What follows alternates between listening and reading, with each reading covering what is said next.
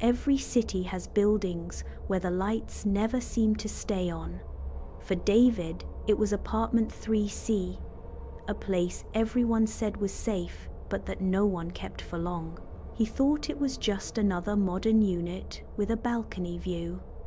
But some apartments are already occupied, and the tenant is waiting. Welcome back, everyone, to Stories That Shouldn't Be Told. Tonight's episode is about a locked door, a voice that should not speak, and an apartment that will always be empty.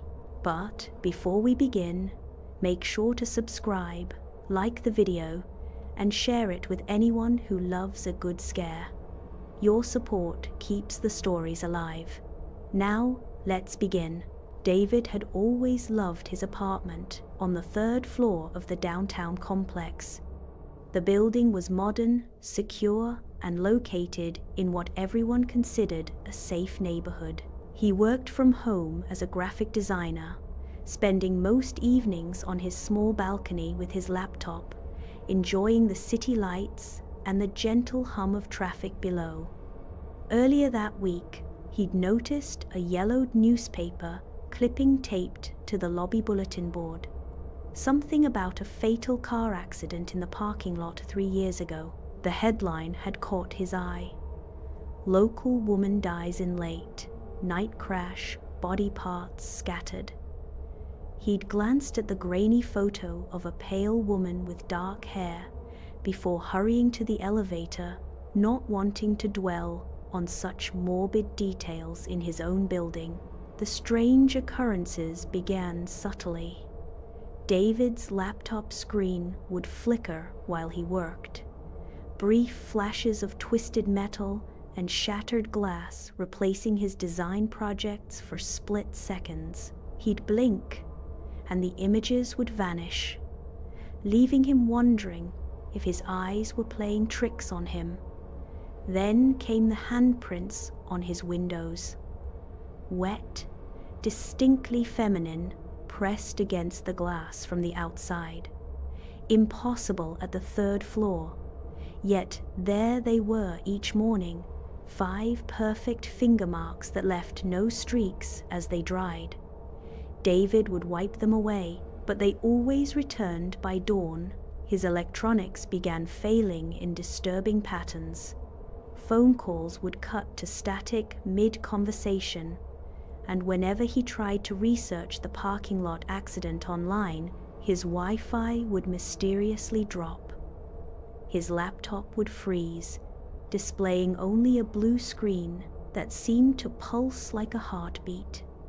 At exactly 11:30 p.m. each night, his apartment temperature would plummet without warning.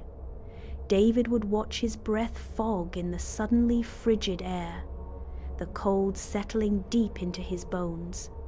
He started setting alarms, timing the phenomenon always 11:30, never a minute off. The reflections came next.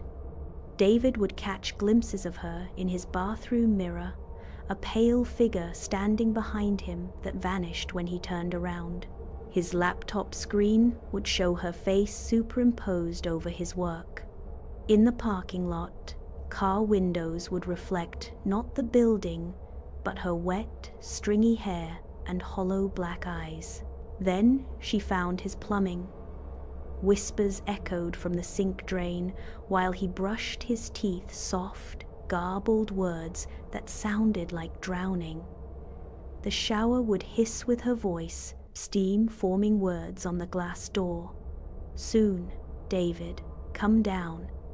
Even the toilet would gurgle with what sounded like wet laughter. Desperate for answers, David began talking to his neighbors. Their reactions were telling immediate fear. Quick glances toward the stairwell, conversations cut short. Finally, Mrs. Chen from 2B grabbed his arm with trembling fingers. "You see her too," she whispered, pulling him into the laundry room. "We all do. She's been getting stronger since you moved in. 3 years now, 4 tenants in your apartment. They all just disappeared." That night, David discovered the police reports online before his connection failed again. Missing persons cases tied specifically to apartment 3C. Different names, different ages, but the same pattern. Residents who vanished without a trace, leaving only wet footprints and unexplained cold spots. His dreams became nightmares of metal and motion. David experienced the crash from her perspective, the screech of brakes, the impact that sent her body flying, the terrible moment of realizing she was scattered across the asphalt in pieces. He would wake gasping, tasting blood and motor oil, the phantom pain of shattered bones echoing in his limbs. Water began seeping through his walls, forming dark stains that took the unmistakable shape of a woman's silhouette. The moisture spread daily, her outline becoming clearer, more defined. David could trace the wet curves of her face, the dripping tendrils of her hair. His furniture started moving on its own chairs, sliding across the floor with deliberate scraping sounds, cabinet doors slamming in rhythmic patterns. The lights would flicker in sequences that spelled out messages when he paid attention. SOONCOMEDOWN. It was a Tuesday night in March when everything culminated. The weather had been unusually warm, so David decided to work outside longer than usual, despite knowing what would happen at 11:30. Around 11:30, he was deep in concentration on a client project when a voice cut through the night air from the street below. "Hey buddy, you up there?" David looked up from his screen, scanning the parking area below. A pale figure stood in the empty parking lot, unnaturally still. What he had initially thought was a woman seemed wrong somehow. Her skin had a bluish tint that seemed to glow faintly in the darkness, and her hair hung in wet, stringy clumps as if she had just emerged from water. The thing that looked like a woman let out a sound that was supposed to be laughter, but came out as a wet, gurgling noise. She started approaching the building with unnatural steps that left wet footprints on the concrete. After reaching the entrance, she simply walked through the locked glass doors as if they weren't there. David's hands were trembling as he backed toward his balcony door and slammed it shut, turning the lock. Suddenly, he froze in terror. She was standing on his balcony, her pale face pressed against the glass, black eyes staring directly at him. But that was impossible. He had just seen her enter the building downstairs seconds ago. At the exact same moment, the doorknob to his apartment began turning on its own from the hallway side. David spun his head back and forth in panic. She was somehow in both places at once. Then he heard another sound that made his blood run cold. The living room window on the opposite side of his apartment was rattling violently, as if someone was trying to force it open from the outside. David realized with absolute terror that she was everywhere at once, on his balcony, at his front door, at his window. There was no escape. The temperature in the room dropped so suddenly that his breath became visible, and wet footprints began appearing on his floor from multiple directions. "David, let me in. I'm so cold." Her voice echoed from all around him, seeming to come from the walls themselves. Balcony handle turning, door rattling, window groaning. David pressed himself against the center wall. Surrounded, his phone slipped, clattered. All 3 entry points opened simultaneously. She stepped through the balcony door, emerged from the hallway, climbed through the living room window, all moving toward him with that unnatural glide. But suddenly he found her standing directly in front of him. "I told you we had so much to discuss," her voice whispered directly in his ear, though nothing was there. the wet footprints stopped right behind him, and David could feel ice-cold breath on his neck. "I died right here, in the parking lot. Car accident." Her voice was everywhere now. They never found all the pieces. Next morning, police found only a wet trail to the railing and a pale stain on the concrete below. The air in the apartment reeked of stagnant water. The building management quietly listed apartment 3C as under maintenance indefinitely. They never mentioned the wet handprints that appeared on the windows each dawn, or the temperature readings that dropped to freezing at exactly 11:30 p.m. every night. New tenants would inquire about the spacious third-floor unit with the balcony view, but something always went wrong with the paperwork.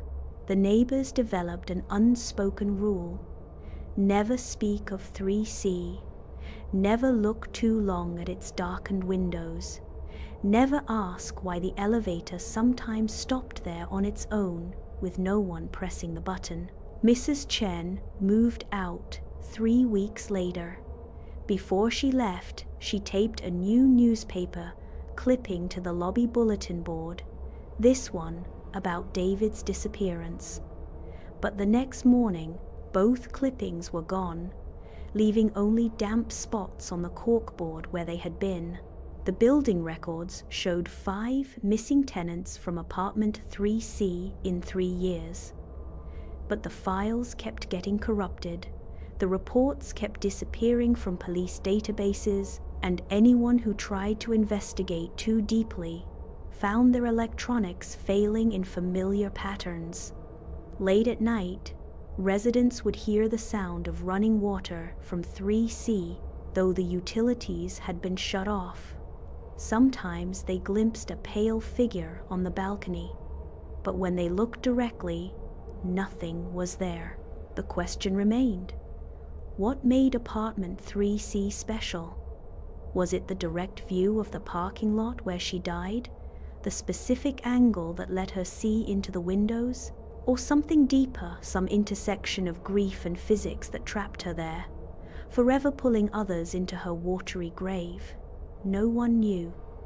And in apartment 3C, the wet footprints continued to appear, leading to the railing, waiting for the next tenant brave enough to sign a lease. The building manager kept a drawer full of unsigned rental agreements for 3C, each one water-damaged beyond recognition. Prospective tenants would arrive eager to view this spacious apartment, but something always went wrong. Sudden plumbing floods during tours, elevator breakdowns trapping viewers between floors, or simply an overwhelming sense of dread that sent them fleeing before signing. It seemed she had claimed apartment 3C permanently, ensuring it would remain empty forever, a perfect hunting ground with an unobstructed view of her death site. The apartment would always be empty, a hollow space waiting in the darkness, because some places are meant to stay vacant. Some deaths demand eternal solitude, and that was the end of tonight's story.